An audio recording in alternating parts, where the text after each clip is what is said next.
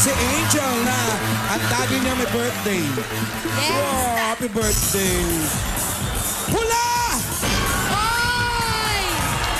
Ay! 515! Meron kami regalo para sa inyong lahat. Lahat kayo magkakaroon ng Eat Bulaga t-shirt.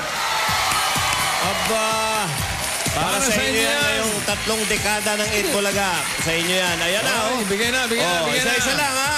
Ay! Oh, Yun, oh. ano man kami, mawalan yan. Huy! Oh, ayan. Ito ang Pinoy Henyo. Hatid sa inyo ng Band-Aid. 70% isopropyl alcohol at pure essentials mula sa Johnson. At sa mga gustong magpakita ng galing sa KSP, Yun.